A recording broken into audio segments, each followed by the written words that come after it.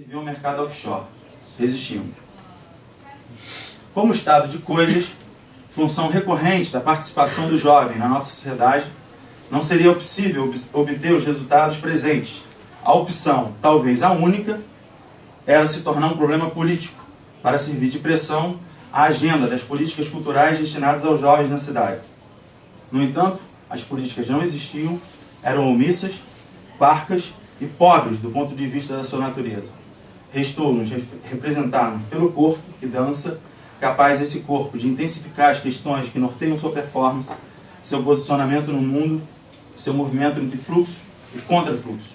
É dessa experiência, mais precisamente entre o caos, o desejo, o sonho, a subversão e o ativismo, contrapondo-se à miopia governamental e à catatonia do petróleo, que nasce a Companhia Membros em 3 de maio de 99, por Thaís Vieira e Paulo Azevedo. Membros como ação do coletivo, integrantes de uma comunidade política, membros como algo incompleto, absolutamente incompleto, sempre em processo. Retornamos a Grego e sua linha de fuga. Em Kafka, não é o fato de Grego acordar transformado em barata que causa inquietação, e sim o modo como as pessoas reagem a esse fato, isto é, na suposta trivialização. Na judeofobia do nazismo, ou na chacina da Candelária de 23 de julho de 93, as pessoas foram mortas justamente porque não eram consideradas pessoas, mas sim baratas. Portanto, na agressão ao homogêneo, do não modestamente puro, precisavam ser eliminadas.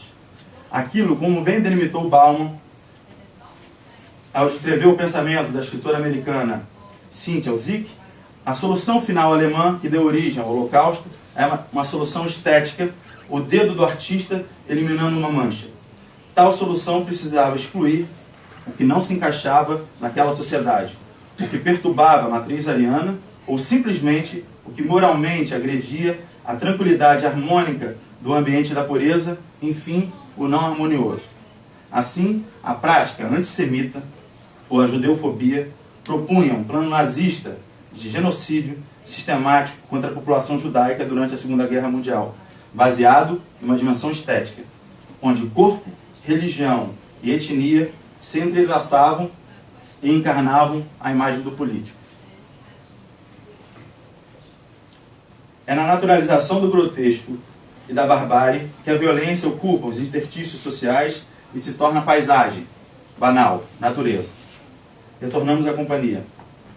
Reformulando a noção de território e percebendo as violências que se encontravam expostas aos seus integrantes, seus membros, surgia a necessidade, na verdade era mais desejo que necessidade, de pôr em prática algo que se confundia com o sonho de mais de um, seguindo a ideologia de Raul Seixas.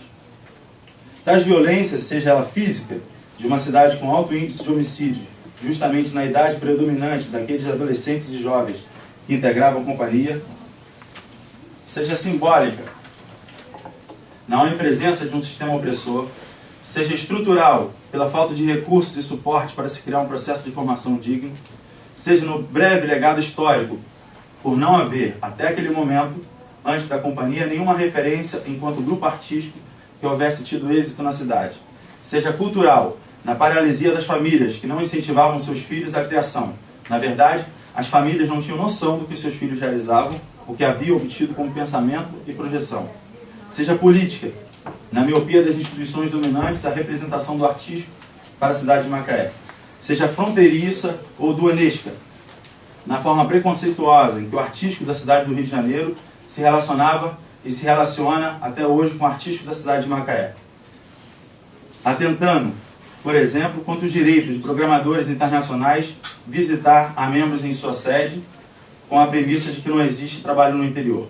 Seja, sobretudo, pela forma que cada corpo, dentro da membros, passava a construir sua relação com o mundo.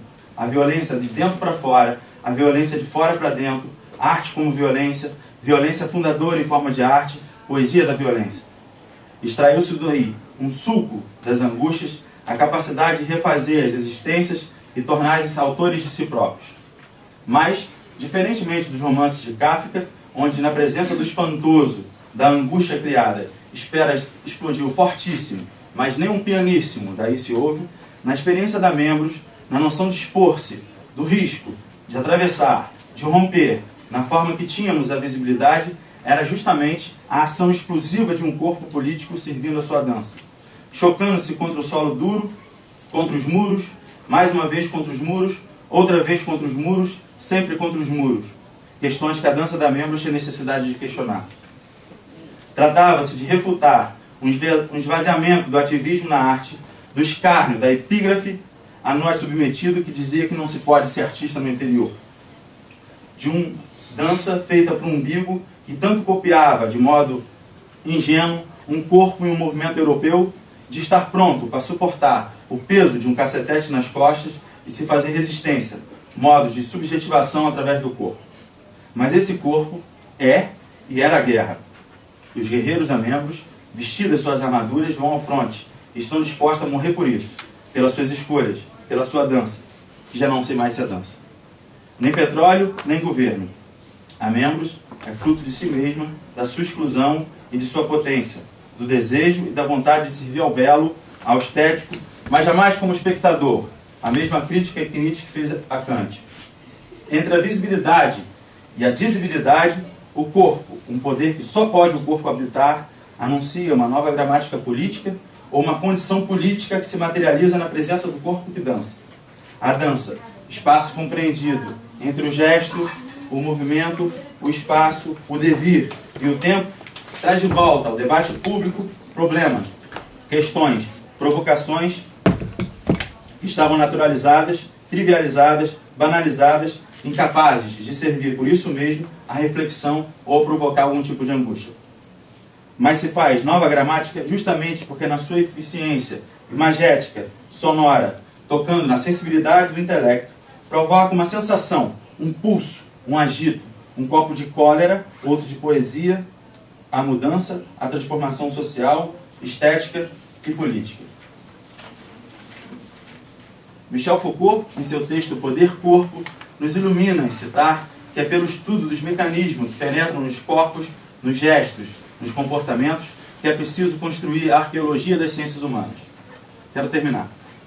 As estratégias utilizadas pelo coreógrafo para criar uma relação entre o corpo e o político vêm, no nosso caso, justamente de todas essas premissas, das escutas de cada corpo, das investigações propostas em si, da percepção do papel de cada artista no mundo, das violências e das questões que se faz precisamente questionar, dos campos de tensão criados no processo cênico, com o espaço, com o ritmo, com a música, com o outro, consigo próprio, dos gradientes de pressão presentes no seio social. Enfim, como havia dito no princípio, são muitas as questões para este corpo neste tempo.